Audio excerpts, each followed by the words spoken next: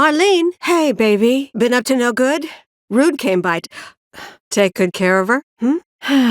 Okay. But why not wait until tomorrow? If you head out now, it'll be dark when you get back. Better to rest up here and make the trip first thing in the morning, when you'll have daylight to spare. Ah, right. Where have you two been? I've been worried sick. Dinner's ready, in case you're wondering. But before we sit down, I want you to make up the guest room. Judging by those eyes, I'm guessing you're a soldier. I hate to ask, but would you leave tonight without any fuss, no questions? You boys made a trade, a normal life, for power. You can't have it both ways. Good. Now, I hope you're hungry. She's sleeping upstairs. I said she's sleeping! Shinra has my daughter now. It's not your fault. It was only a matter of time before she ended up back there.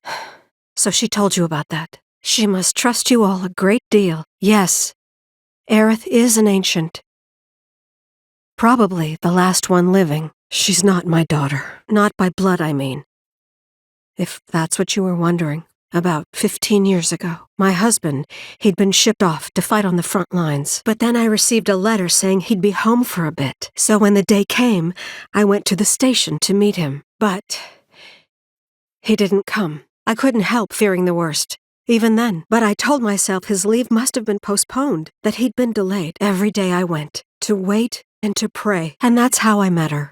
Her and her mother. I thought maybe they'd run away from Wall Market, or that they were topsiders fallen on hard times. I'd seen that sort of thing a lot. Take Aerith somewhere safe. Those were her mother's dying words. My husband had been away for so long, and I was lonely. So I convinced myself the safest place for the girl was with me. It took no time at all for her to start feeling like family. She was a real chatterbox. She told me strange stories, like how she and her mother had escaped from some sort of facility, and how she wasn't sad, because her mother had just returned to their planet. I didn't understand any of it at the time. When I asked if she meant one in the sky, she said no. This one.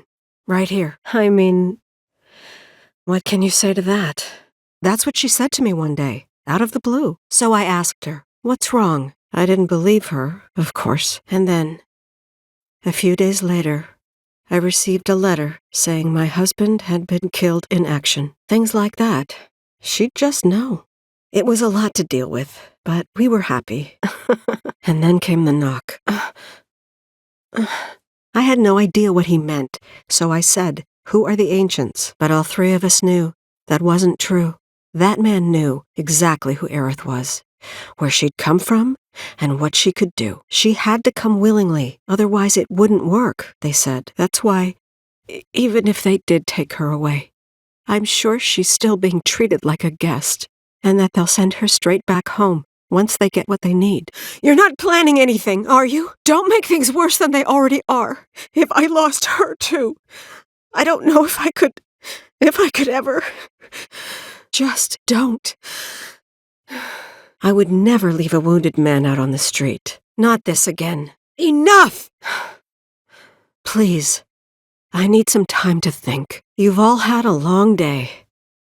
Why don't you go upstairs and get some rest? Happy to help out, however I can.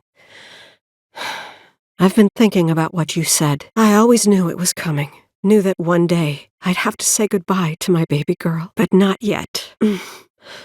Please, bring her back to me. It's simple enough. Just cut through Sector 6. It isn't exactly safe, but you should be okay, seeing as you're a soldier. Promise me, you'll never talk to Aerith again. Please. Thank you. That Aerith. She's a handful, isn't she? It must be tough. No, never mind.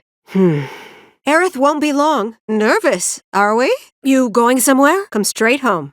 That clear? Be careful. Remember, not too late. You're leaving? I'm sorry. Keep it down. Don't wake her. Maybe you should join your friend upstairs. Take care of yourselves now. You can't sleep? Beautiful, aren't they? I wish I could take some credit, but it was all her. Take care of my girl. I'll look after Marlene and Wedge. Don't worry.